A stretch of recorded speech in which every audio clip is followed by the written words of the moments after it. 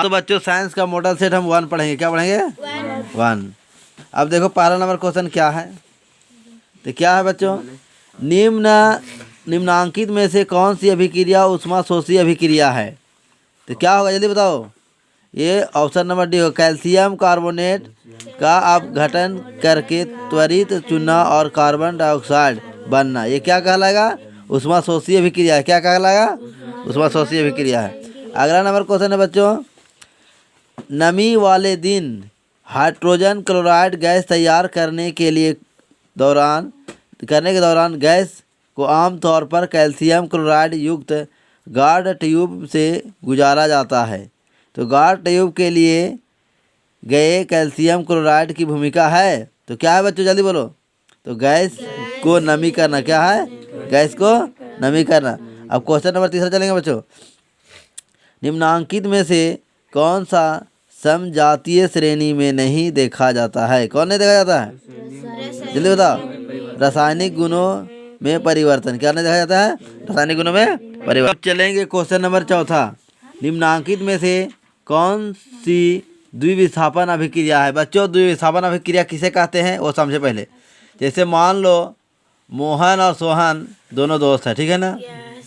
और क्या बोले पहला, मोहन और सोहन दोनों दोस्त है।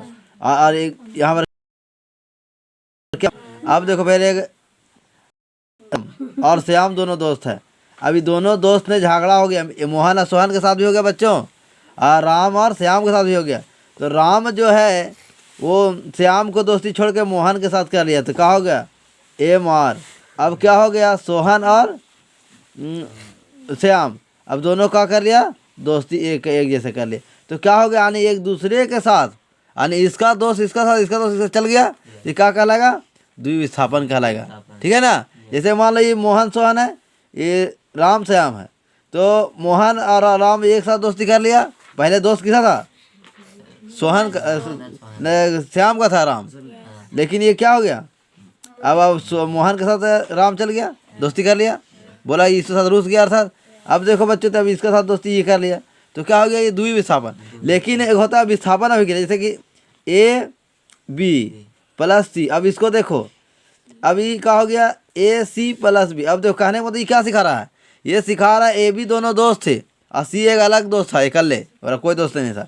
अभी का दोनों झगड़ा हो गया AB में। अब A जो था C के साथ दोस्ती कर लिया, अब बेचारा छटपटा कौन गया? B। तो ये क्या हो गया?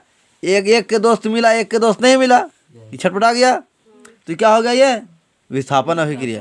लेकिन इसमें दो दोस्त मिल गया, दोनों आपस में दो झगड़ा कर लिया, ठीक है ना? तो ये एक दोस्ती एक साथ कर लेकर, तो ये क्या हो गया? द्विविस्थापन हो गया बच्चों, ठीक है ना? तो अब अगला क्वेश्चन चलेंगे बच्चों। तो ये द्विविस्थापन में क्या होगा बताओ? इसमें कौन होगा? चौथा नंबर का केवल B होगा। देखो कैसे, मान लो ये लड़का है Na2SO4 और ये क्या है? BaCl2। अब देखो क्या कर लिया? AC2 के साथ कौन अभिक्रिया कर लिया? तो Ba और SO4 ये अभिक्रिया करके बना लिया दोस्त, यानी इसके साथ दोस्त आसान था। अब यहाँ पर क्या हो गया? 2NaCl। तो ये क्या हो गया? द्विविस्थापन। लेकिन ऐसा हुआ है इसमें, देखो तो इस संयोजन अभिक्रिया हुआ है, ठीक है ना? अब केवल क्या होगा? दूसरा नंबर। अब चलेंगे बच्चों आगे, 5वां नंबर, जब जल का विद्युत अपघटन का एक अपघटन अभिक्रिया है, जल से विद्युत अपघटन के दौरान मुक्त होने वाली हाइड्रोजन और ऑक्सीजन गैस का मोल अनुपात है क्या? जल्दी बताओ। 2:1, ठीक है? अच्छा 6 नंबर बच्चों, एक जलीय घोल लाल लिटमस पत्र को नीला कर देता है, तो निम्नांकित में से किस घोल को अधिक मात्रा में मिलाने में से परिवर्तन उलट जाएगा? बताओ। हाइड्रोक्लोरिक एसिड बच्चों। पहला मोटा सा तो हार्ड लग रहा है, ठीक है ना? 7वां नंबर प्रश्न है क्या है? बेकिंग पाउडर का एक अपघटन सोडियम हाइड्रोजन कार्बोनेट, क्या है? सोडियम हाइड्रोजन कार्बोनेट, और दूसरा घटक है क्या होगा बताओ? Tartaric acid. तो किसे बात जाता है? जल्दी बताओ, बताओ जल्दी बोलो। इमली में टार्टरिक अम्ल। 8वां नंबर बच्चों, धातुओं को खींचकर पतले तार के रूप में बदलने की क्षमता को क्या कहते हैं बच्चों? तन्यता। यानी ता से तार, ता से तन्यता। जरा तार बनाएंगे उसको क्या बोलेंगे? ऐसे चादर नियर करेंगे उसको क्या बोलेंगे? उसको क्या बोलेंगे? आघात वर्धनता। ठीक है बच्चों, आगे चलेंगे।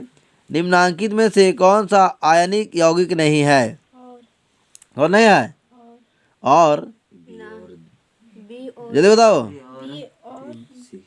कौन है? दूसरा और तीसरा, यानी दोनों होगा। ठीक है ना? तो ऑप्शन नंबर क्या हो जाएगा बच्चों? ऑप्शन नंबर बी हो जाएगा, दूसरा तीसरा। ठीक है ना? अब बच्चों अगला चलते हैं 10वां नंबर। निम्नांकित में से किस यौगिक में बॉन्ड OH कार्यात्मक समूह है? किसमें है? तो ब्यूटेनॉल में है। क्या में? ब्यूटेनॉल में। ठीक है ना? अब अगला नंबर, यौगिक CH3 bond CH2 bond CHO का नाम है, क्या होगा? प्रोपेनल। क्या होगा? प्रोपेनल। किसमें है? ऑप्शन ए में है। अब बच्चों अगला क्वेश्चन चलेंगे हम, क्वेश्चन नंबर 12 बच्चों। देखो बच्चों सुनो ध्यान से। 12 नंबर क्वेश्चन क्या कह रहा है? आहार नली के किस भाग में भोजन का अंतिम पाचन होता है? तो छोटी आंत है बच्चों, लेकिन बोलेगा शुरू कहाँ से होता है भोजन का पाचन बच्चों? तो मुंह से होता है। ठीक है ना? ठीक है। अब बच्चों अब 13 नंबर प्रश्न पढ़ेंगे हम। श्वसन के दौरान गैस का आदान प्रदान यहाँ होता है, मतलब कहाँ होता है? फेफड़ों के एल्वियोली में। कहाँ होता है? फेफड़ों के एल्वियोली में। कहाँ होता है? एल्वियोली में। अब 14 नंबर क्वेश्चन बच्चों, मस्तिष्क के बारे में निम्नांकित में से कौन सा कथन सत्य है? जल्दी बताओ। बी, दूसरा और तीसरा। दूसरा और तीसरा, तो ऑप्शन में क्या हो जाएगा? सी हो जाएगा। होगा ना? होगा। चलो बच्चों आगे चलते हैं। बेमेल जोड़ी का चयन करें। बेमेल जोड़ी है बच्चों, छोड़ी मत समझ लेना। क्या है? जोड़ी, यानी इसमें कौन सा जोड़ी जो क्या है? बेमेल अर्थात गलत है। जल्दी बताओ। एड्रेनालिन और पिट्यूटरी ग्रंथि, ये गलत है। ठीक है ना?